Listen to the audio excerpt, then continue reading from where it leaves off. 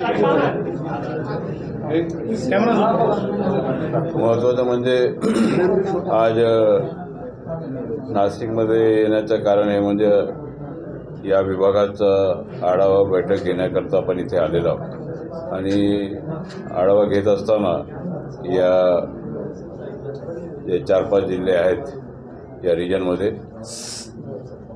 त्याच्यामध्ये काय कारवाई झालं काय नाही ते फूड आणि ड्रग्स या दोन्ही विभागाचा बैठक रिव्ह्यू घेण्यात आला आणि त्याच्यामध्ये महत्त्वाचं म्हणजे आपण इथे पीपीपी मॉडेलवर आपण लॅब्स आपण करणार आहोत फार मोठ्या प्रमाणामध्ये जवळजवळ 7 रिजन्स आमचे आहेत त्या 7 रिजन्सवर आपल्याला लॅब आपल्याला करायचं कारण की आमच्याकडे फक्त आता 3 लॅब कार्यरत आहेत आणि त्या दृष्टिकोनातून जे सॅम्पल्स येतात त्याला आपल्याला वेळ लागत असतो त्या दृष्टिकोनातून हा महत्त्वाचा निर्णय आम्ही घेतलेला आहे आणि लवकरच ते लॅब्स आपण इथे फार मोठ्या प्रमाणामध्ये आपण करणार आहोत 7ही विभागामध्ये.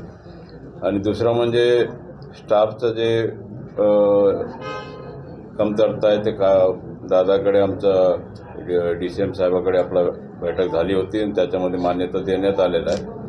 म्हणजे प्रत्येक क्षेत्रामध्ये जे फूड ऑफिसर्स जे जातात त्यांना गाडीचा प्रोव्हिजन आपण केलेलं आहे की जे जाता येईल येता येईल त्या दृष्टिकोनातून सुद्धा काम आपण केलेलं आहे.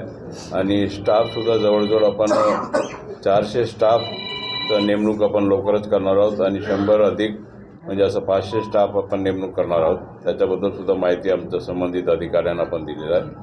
आणि महत्त्वाचं म्हणजे जे हॉटेल्समध्ये ईट राईट जे कॅम्पेन आमचं जे सुरू आहे राज्यामध्ये म्हणजे स्वच्छ जेवण दिलं पाहिजे स्वच्छता असला पाहिजे कॅन्टीन असेल कुठेही असेल जिथे जिथे असेल आणि ज्या लोक कार्यक्रम घेतात त्यांनी लायसन्स घेतला पाहिजे अशा प्रकारचा पूर्वीपासून नियम आहे परंतु काही लोक घेत नव्हते परंतु आता त्याच्यामध्ये अधिवेशनाच्या कालावधीमध्ये मला विचारलं असतं मी सांगितलं की लायसन्स घेणं गरजेचं आहे आणि त्या दृष्टिकोनातून लायसन्सबद्दलसुद्धा डायरेक्टिव्ह आपण सगळ्या अधिकाऱ्यांना दिलेलं आहे. आणि महत्त्वाचं म्हणजे जे गुटखा फार मोठ्या प्रमाणामध्ये बाहेरच्या राज्यातून येत असतो त्याच्याबद्दलसुद्धा कारवाई करणं हा गरजेचं आहे. त्या दृष्टिकोनातून तसं प्रकारचं डायरेक्शन दिलेलं आहे. जे गुटखा पकडण्याचं जे काम आहे त्याच्यामध्ये अधिकचं लक्ष देणं गरजेचं आहे त्याप्रमाणे आपण डायरेक्टिव्ह दिलेलं आहे आणि स्ट्रिक्टली हा बंद झाला पाहिजे या दृष्टिकोनातून कारवाई झाला पाहिजे अशा प्रकारचा संबंधित अधिकाऱ्यांना आपण सांगितलेलं आहे. जवळजवळ आपण या विभागामध्ये 3 जागेवर आपण स्वतःचा इमारत आपण FDAच्या इमारत बांधत आहोत आणि जवळजवळ त्याला 25 कोटी रुपयाचा तरतूद आपण केलेला आहे. आणि या बजेटमध्ये त्याच्यामध्ये निधी उपलब्ध प्रमाणामध्ये आपण हे सगळं करणार आहोत आणि अधिकचं बळकटीकरण करण्याच्या दृष्टिकोनातून विभागाला आपण काम करत आहोत आणि जवळजवळ 10 लॅब ऑन व्हील्स अशा प्रकारचा सुद्धा आपण कारवाई आपण केलेल्या आहे. त्याच्या दृष्टिकोनातून त्यासुद्धा प्रगतीपथावर आहेत आणि या विभागामध्ये लॅब आपले व्हील्सवर सुरू करायचं सुद्धा काम आपण केलेलं आहे. त्यातून साधारणतः किती माल किंवा किती कोट्यावधींचा माल त्याच्या संदर्भात त्याच्यामध्ये कारवाईचा आकडा एक्झॅक्ट मी सांगता येणार नाही परंतु जवळजवळ आपल्याला 60 ते 70 कोटीचा आपण मी आल्यापासून 70 कोटीचं जे 6 महिन्यामध्ये आपण पकडलेलं आहे म्हणजे गुटखाचा सांगतो फक्त आणि बाकीचं त्याच्यावर कारवाई आपण केलेलं हॉटेल्सवर कारवाई केलेलं आहे ज्यांच्याकडे लायसन्स नाही त्यांच्यावर कारवाई केलेलं आहे. मोठे मोठे हॉटेल्सवर सुद्धा आपण रेट टाकलेला आहे आणि आपण टार्गेट दिलेलं आहे की प्रत्येक जो फूड ऑफिसर असेल त्यांनी 5 कमीत कमी महिन्यामध्ये त्यांनी इन्स्पेक्शन केलं पाहिजे. आणि मोठे हॉटेल्स आता आम्ही टार्गेट केलेलं की जिथे पुष्कळसे नाव मोठा असतो परंतु काम व्यवस्थित नसतो किचन साफ असलं पाहिजे. ईट राईट आमचं जे कॅम्पेन सुरू आहे त्याच्या माध्यमातून आमचं एकच आहे की स्वच्छ जेवण आमचं जे लोक येतात त्यांना मिळालं पाहिजे. पण गुजरात राज्यातून सगळ्यात जास्ती बर्फी महाराष्ट्रात येते नाशिकमध्ये येते तिला इतर राज्यांमध्ये बंदी आहे परंतु महाराष्ट्रात बंदी नाही येत आहे गुजरात बर्फीला ती खाण्यासाठी योग्य नाही असं सुद्धा सांगितलं जातं. नाशिकमध्ये जरी कुठल्याही मिठाईच्या दुकानात गेला तर ते गुजरात बर्फी सगळ्यात जास्त विकली जाते. त्याच्याबद्दल कारवाई होते, परंतु त्याच्यात शिक्षा झालेली आज तागायत कोणाला लक्षात आलेली नाही.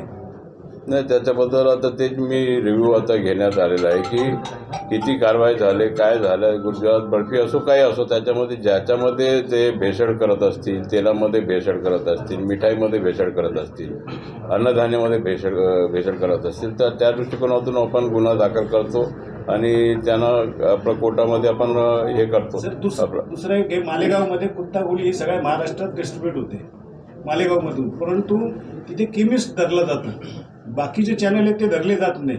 त्याबद्दल काय सांगा?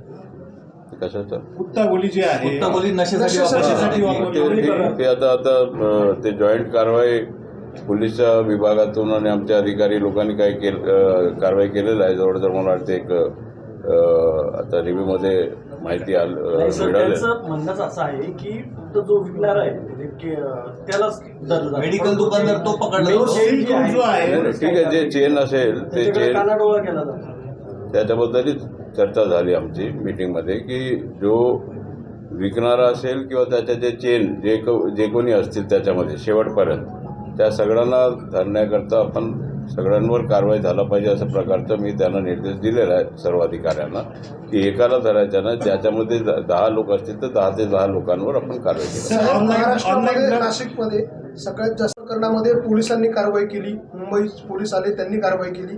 नाशिक पोलिसांनी कारवाई केली.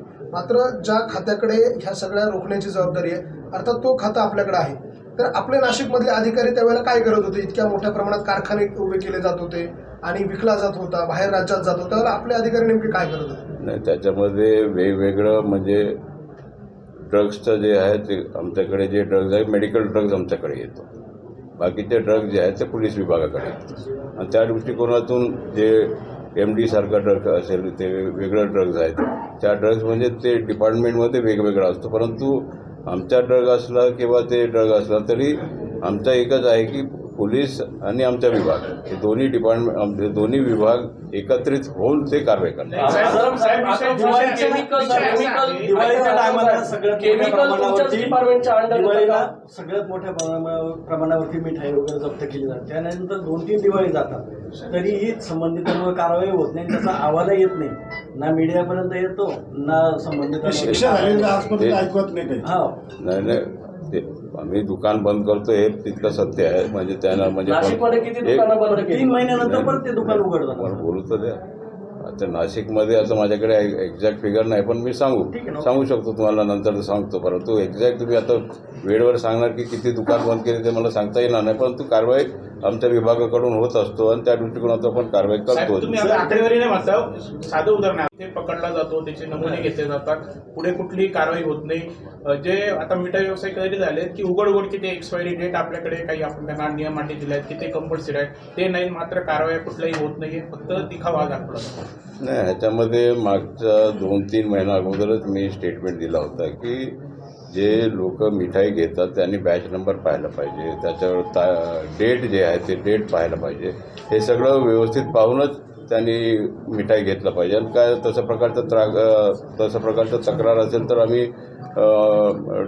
टोल फ्री नंबर आम्ही दिलेला आहे. त्याच्यामध्ये कारवाई का होत नाही आपल्या विभागाकडून? नाही नागरिकांनीच तक्रार तेच सांगितलं ना मी. माझ्याकडे जे लॅब आहेत ते 3च लॅब आहेत, मुंबई, नागपूर आणि औरंगाबाद, असं हे 3 जागेवर आमचं लॅब्स आहेत. तर हे 3 लॅबमध्ये आपल्याला इतका मोठ्या प्रमाणामध्ये पेंडिंग केसेस आहेत की त्या एक केस आपल्याला करायला 15-15 दिवस लागतो. त्या दृष्टिकोनातून आता लोड जास्त असल्यामुळे थोडा उशीर होतो आणि उशीर झाल्यामुळे ते थोडं आपल्याला पेंडिंग केसेस दिसतात.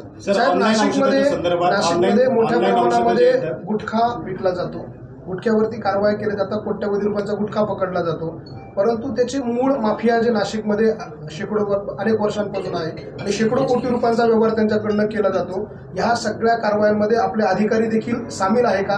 कारण प्रश्न असा उपस्थित होतो की आजही तुम्ही कुठल्याही टपरीवर गेले तर तिथे गुटखा सर्रासपणे विकला जातो. शाळांच्या परिसरात असेल, कॉलेजच्या परिसरामध्ये असेल, गुटखा आजही विकला. प्रत्यक्षात कारवाई होत नाही. याचं कारण असं आहे की गुटखा सगळीकडे मिळतोय, शहरातल्या कुठल्याही कोपऱ्यात गुटखा मिळतोय. नाही, गुटखा बंद झाला पाहिजे हा माझं मत आहे. आणि ह्याच्याकरता हे सगळ्यांचं त्याच्यामध्ये सहभाग असणं गरजेचं आहे. फक्त आमचा विभाग होणार नाही, आमचे काय इकडे 15-20 कर्मचारी हे सगळे मिळून बंद करता येत नाही. सगळ्यांचं सहकार्य पाहिजे. आणि शाळांच्या बद्दल आपण सांगितलं, प्रश्न आला होता असेंब्लीमध्ये, उत्तरही दिलं मी.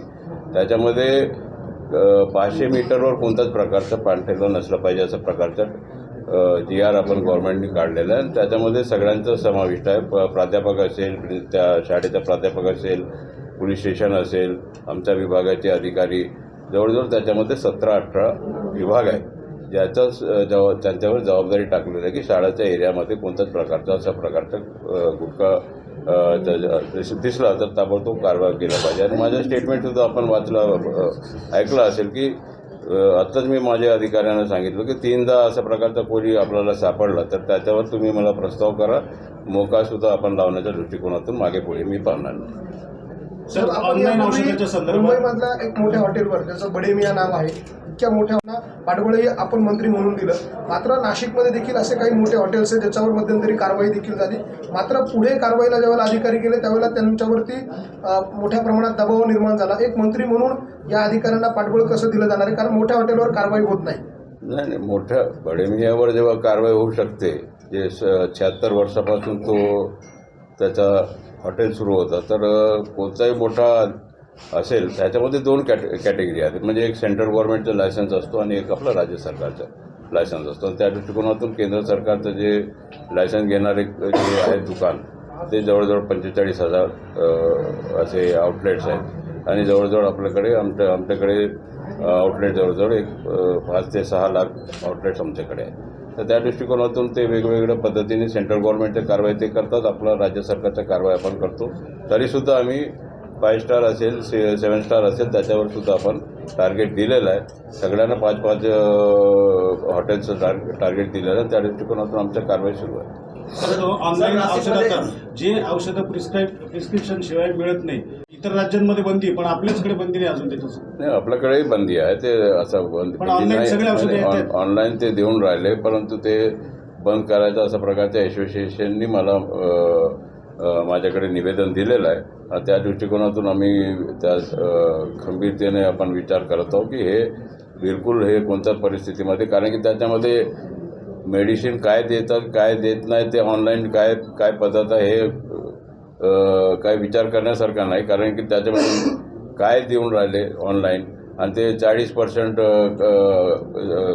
कमी किमतीने, म्हणजे त्याच्या मेडिसिनमध्ये काय पॉवर आहे ते हे सगळं आपलं एक्झाम करावं लागेल. आणि अशा प्रकारचं असेल तर त्यांच्यावर कारवाई करू आम्ही. पण या संदर्भात काही पाठपुरावा झाला आपल्याकडे? नाही, सुरू आहे आमचा पाठपुरावा. मी ऑनलाईन वगैरे तर माझ्याकडे निवेदन, मी पुण्याला गेलो तिथे निवेदन आलं. आज सुद्धा मला लोकांनी सांगितलं इथे नाशिकला जिथे जिथे माझे हे मला वाटते एक औरंगाबादच्या शेवटच्या मीटिंग आहे, सगळं रिजनमध्ये मी मीटिंग घेतलं. कारण की जाऊन तिथे लोकांपर्यंत पोहोचलं पाहिजे. आणि आपला FDA डिपार्टमेंट आता आजपर्यंत लोकांना माहीत नव्हतं, आता लोकांना माहीत झालं की FDA डिपार्टमेंट आहे आणि काम करत आहे. किती दिवसाचा निर्णय होऊ शकतो ऑनलाईन? कोणतं ऑनलाईनचं ते आम्ही लवकरात लवकर आम्ही करू, कारण की ते त्याच्यामध्ये लागलेलं आहोत. कारण की लोकांचं निवेदन आलेलं आहे की ह्याच्यामध्ये आपण विचार करावा. कारण की ते ऑनलाईन जे मेडिसिन देतात त्याच्यामध्ये डॉक्टरचं प्रिस्क्रिप्शन हा महत्त्वाचा असतो, तिथे प्रिस्क्रिप्शन नसतं. त्या दृष्टिकोनातून कारवाई आपल्याला करता येईल, त्याला केव्हाही कारवाई करता येईल. साहेब, आपण गुटखा माफियांवर कारवाई केल्या, मात्र गुटखा माफियांवर 9-9, 10-10,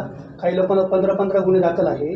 अशांवर काय आपण कारवाई करणार? कारण तेच गुन्हेगार तुम्हाला नेहमी मिळतात, तेच हे भेटतं, त्यांच्यावर मोका नाही, आता माझ्याकडे अशा प्रकारचं माझ्याकडे आपण जे सांगत आहे तसं प्रकारचं 15 गुन्हे असेल तर ते मला माहीत नाही. परंतु माझ्याकडे जर असा प्रकारचा आला की माझ्या अधिकाऱ्यांनी सांगितलं की ह्यांच्यावर 3-3 गुन्हा झाले, 4 गुन्हा झाले, तर मी तुम्हाला आता सांगितलं की मोका लावून मागे पुढे पाहणार नाही. तुम्ही म्हणतात की 15 दिवसानंतर अहवाल आला पाहिजे. नाशिकमध्ये तर आपल्याकडे लॅबवर 6-6 महिने अहवाल येते, मग अधिकारी कारवाई करतात, त्याचा उपयोग काय होतो? नाही, तेच मी सांगत आहो ना, म्हणून तर आम्ही नवीन लॅब टाकत आहोत. PPP मॉडेलवर नवीन लॅब आम्ही 7ही रिजनमध्ये टाकत आहोत, ज्याच्यामध्ये 60 किलोमीटरचा परिसर आहे. आपल्या अधिकाऱ्यांना गाडी येते, मोटरसायकल कशी जाणार कारवाई करायला? ते तर मी सांगितलं ना, गाडीचा व्यवस्था मी केलेला आहे म्हणून बोललोच. लॅब ऑन व्हील याचं नेमकी कन्सेप्ट कशी असेल? म्हणजे लॅब ऑन व्हील म्हणजे सगळं, म्हणजे जसं आपण फिरता पथक जसं असतो, लॅबॉरेटरी असेल त्याच्यावर, म्हणजे गाडी आहे, व्हॅन आहे, त्याच्यामध्ये सगळं आपण लॅबॉरेटरी राहील. त्याच्यामध्ये लोकांना आपण सहभागी करून घेणार आहे, त्यांच्याकडनं नमुने घेऊन की अधिकारीच नाही का? नाही नाही, आता अधिकारी जे जप्त करतील त्या क्षेत्रामध्ये जर तालुका लेवलवर काहीच नसेल व्यवस्था तर तिथे जाऊन ते हे टेस्ट करता येईल आपलं असं. साहेब, आपण तेलाच्या तुपाच्या भेसळबद्दल बोलला. मध्यंतरी न्यूज 18 लोकमतने नाशिकमध्ये जे जुने तेलाचे डबे आहेत ते वॉश करून निर्माच्या पाण्यात धुवून पुन्हा वापरले जात होते अशा प्रकारचा एक रिपोर्ट केला होता, अधिकाऱ्यांनी ते दाखवला होता. मात्र त्यानंतर देखील नाशिकच्या अन्न औषध प्रशासनाने या तेल व्यापाऱ्यांवर कुठल्याही प्रकारची कारवाई केलेली नाही. फक्त कागदोपत्री दाखवण्यासाठी कारवाई केली जाते. मात्र आम्ही कारखाने दाखवले, ज्या कारखान्यामध्ये तेलाचे डबे पुन्हा पुन्हा भरले जात होते, जिथे द्वारका आणि परिसरामध्ये धुतले जातात, ते सगळं दाखवलं होतं. मात्र तरी देखील अधिकाऱ्यांनी आतापर्यंत कारवाई केली नाही. फक्त कागदावरती कारवाईचे आकडे जे आहेत ते नाचवले जातात. काय आपल्याकडनं नाही, आता हे मला माहीत नाही याच्याबद्दल केव्हाच्या गोष्ट काय आहे ते, परंतु आपण जे सांगितलेलं त्याच्याबद्दल आम्ही जरूर चौकशी करतो आणि त्या जे कोणी असेल त्याच्यावर आपण कारवाई करू, अधिकारीवर काय सोडणार नाही त्यांना. साहेब, सर्वत्र पाण्याचे जारवाले जे आहेत ते मोठ्या प्रमाणात दिसतात, कोणत्याही प्रकारची स्वच्छता नसते, त्याच्यात काय केमिकल याबाबत काही झाली चर्चा आपली मीटिंगमध्ये अधिकाऱ्यांची? नाही, त्याच्याबद्दल पाणीबद्दल काही चर्चा झाली नाही. ते आता जे आपण आता सांगत आहे की त्याच्यामध्ये केमिकल असतात, ते केमिकल असेल तर आम्ही जरूर कारवाई करू. पण नाही साहेब, हा आहे ना, पाण्याचा गंभीर प्रश्न आहे. पाण्याच्या जाराच्या संदर्भात अन्न औषध प्रशासनाला अधिकारच नाही आहे, माहिती आहे तुम्हाला? नाही नाही, अधिकार सगळं नाही, तुम्ही अधिकार- नाही ते ठीक आहे, तुम्ही माझा अधिकार मला माहीत आहे ना, मी कारवाई करणार. साहेब, हे जे जार मधलं पाणी विकतात 20-20 रुपयाला एक कॅन असते, 20 रुपये 30 रुपये, तर प्रक्रिया करून तेवढं विकणं पण एवढं कमी किमतीत शक्य नाही. म्हणजे नळाला पाणी लावतात आणि तेच विकतात. तसं तक्रार आले तर आपण कारवाई करू त्यांच्यावर. ते प्रत्येक शहरामध्ये साहेब हे नाही आहे. ते ठीक आहे, आपलं सजेशन आहे ते ठीक आहे, परंतु आता जे कर्मचारी आहेत त्या कर्मचारीमध्ये आम्हाला कारवाई करावं लागेल जे काय असेल. साहेब, आता लग्न सोहळ्यांचा सीझन चालू आहे, त्या ठिकाणी मोठ्या प्रमाणात केटरिंगचा व्यवसाय करणारे लोक आहेत, ते शिळं अन्न जे आहे ते लोकांना देत असतात. त्याच्या संदर्भात आपल्या विभागाकडनं काही विशेष पथकांची नेमणूक राज्यभरामध्ये केली जाणार आहे का? कारण या ठिकाणी मोठ्या प्रमाणात अन्न जे आहे ते नासलेलं अन्न दिलं जातं, अशा देखील अनेकदा तक्रारी करतात आणि त्याच्यामधनं विषबाधा होण्याची देखील शक्यता जी आहे ती वर्तवली जाते. ते म्हणूनच मी पहिलेच सांगितलं आपल्याला की हे जे कार्यक्रम असतात वेगवेगळं, लग्नाचा असो किंवा सत्काराचा कार्यक्रम असो, अन्नदान होतो, हे होतो ते होतो, तर त्याच्यावर आपलं लायसन्स घेणं म्हणजे कटिबद्ध आहे, कायदाच आहे. लायसन्स घेऊन आपण हे सगळं केलं पाहिजे आणि लायसन्स घेतल्यानंतर आपण कारवाई आपल्याला करता येईल. असं कोरोना काळामध्ये अनेक मेडिसिन जे आहेत ते नवीन मेडिसिन उघडले गेले आणि त्यानंतर त्यांनी लायसन घेतले काय नाही म्हणून त्यांच्यावर कारवाई देखील या करण्यात आल्या, बंद करण्यात आली. कोरोना काळात अशा पद्धतीने जेव्हा उभे राहिले तेव्हा त्यांच्यावर कारवाई का झाली नाही याची तुम्ही माहिती घेतलीत का? कारण नाशिकमध्ये देखील असे भरपूर मेडिकल आहेत समोर आले. नाही, ह्याच्यामध्ये कोरोनाच्या कालावधीमध्ये जे कॉस्मॅटिक्स वगैरे जे घेतले होते, हँडवॉश आणि हे जे सॅनिटायझर्स वगैरे ते ठीक आहे, त्याच्यामध्ये आपण तात्पुरतं ते लायसन्स घेतले होते कोरोनाच्या वेळामध्ये, ते त्यांच्याकडे जे आहे ते सॅनिटायझर वगैरे ते आहे. तसं प्रकारचं काही माझ्याकडे आणखी तक्रार आला नाही. तसं साहेब, आपण वारंवार असं सांगताय की आपल्या विभागामध्ये कर्मचाऱ्यांचा तुटवडा आहे, त्यामुळे मात्र आपल्या विभागाचे नाशिकमधलेच काही अधिकारी मोठ्या जे व्यापारी आहे, मोठे माफिया आहेत, स्वीट्सच्या दुकानामधले असतील किंवा मिठाईचं भेसळ करणारे, त्यांना सोडून एका छोट्या छोट्या व्यावसायिकांवर कारवाई करता, त्यांच्याकडे दंडात्मक रकमेसाठी पैशांची मागणी केली जाते. असे अनेक फोन कॉल्स आमच्याकडे आहेत की ज्याच्यावर सांगितलं जाते की अधिकारी आता आम्हाला ब्लॅकमेल करतात आणि पैसे मागतात. मोठ्या धनधान्यांना सोडलं जातं, छोट्या व्यापाऱ्यांवर व्यावसायिकांवर कारवाई केली जाते आणि ही पैशांसाठी केली जाते. एकीकडे आपल्याकडे मॅनपॉवर नाही म्हणून सांगितलं जातं, मात्र तीच मॅनपॉवर अशा पद्धतीनं शहरात लुटमार करते, अशा देखील तक्रारी अनेकदा आलेल्या आहेत. ठीक आहे, तक्रारी असतील तर मला ते आम्ही कारवाई करतो. विशेष करून मेडिकलवाले जे चालवतात ना त्यांच्याकडनं तक्रारी आहेत, कारण की मेडिकलचं लायसन्सधारी वेगळा असतो, तिथे माणूस वेगळा असतो, तो शिकावा ते आपण दुकान बंद करतो ते. पण अशा काही कारवाई केलेल्या आहेत का? आहे आपल्याकडे रद्द केलेले दुकान भरपूर आहेत. जवळजवळ माझ्याकडे 3,500 केसेस आहेत जे दुकान बंद झालेले आहेत. तर ते आपण ठीक आहे चालेल. आपण आता लॅब्स बोलला ते लॅब्स किती दिवसामध्ये तयार होतील आणि कार्यान्वित नाही कधी नाही प्रोसेस चालू आहे त्याचं. नाही म्हणजे कालावधी काही असं नाही प्रोसेस चालू आहे तर लवकर करू आपण. साहेब, विधानसभा अध्यक्ष राहुल गांधी एक दोन यांच्यासमोर राजकीय प्रश्न आहेत. राष्ट्रवादीच्या आमदारांच्या अपात्रता प्रकरणी सुनावणी होते. दोन्ही गटांकडून याचिका दाखल करण्यात आल्या होत्या. 31 जानेवारीपर्यंत आदेश निर्णय द्या असं सर्वोच्च न्यायालयाचे आदेश आहे. नाही, देतील ना निर्णय 31 जानेवारीपर्यंत. आमचं कारण की अजितदादांचं राष्ट्रवादी काँग्रेस हाच गट राष्ट्रवादी काँग्रेस आहे. काल जितेंद्र आव्हाड बोलले की राम हे मांसाहारी आहे, त्यावरून आज भाजपकडनं वेगवेगळ्या ठिकाणी जे आंदोलन केले जात आहेत, गुन्हे दाखल करण्याची मागणी आहे, अशा पद्धतीने जितेंद्र आव्हाड म्हणतायत कोण आहे मला माहित नाही जितेंद्र राऊत कोण आहे. दादा, अजित पवार गटाकडून गाड्या वाटप करणार अध्यक्षांना 1 जानेवारीपर्यंत वाटप करण्यात येणार ते होतं. मला माहित नाही. कार्यक्रम आयोजित केला होता.